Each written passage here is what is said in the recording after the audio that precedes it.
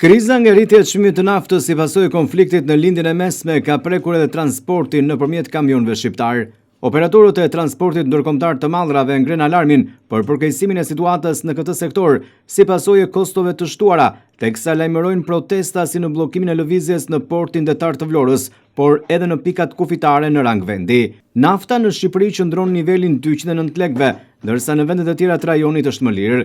Por kjo nuk i favorizon kamionistët shqiptar që të furnizohen në të tjera shtete, pasi nuk mund të përfitojnë rimbursimin e TVSH-s, si dhe jo me sasi të larta karburantesh në serbator, për ndryshe duhet të paguajnë taksa.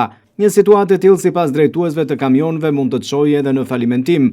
Operatorët e transportit në Vlorë kërkojnë subvencionimin e kostove të shtuara ose një rishikim të kontratave bilaterale.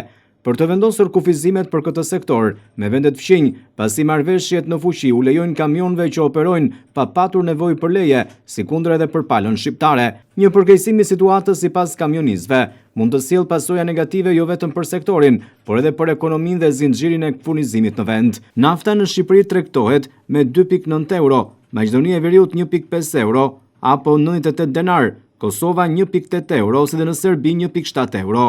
Edhe për çmimet aktuale të naftës në rajon, të cilat janë më të ulta se në Shqipëri, kamionistët e vendeve të tjera kanë paralajmëruar protesta në pikat kufitare. Ndërkaq gjatë kësaj të marte, Bordi i Transparencës ka vendosur të rrisë me 6 lek çmimin e naftës, nga 209 që ishte në 215 lek për litër.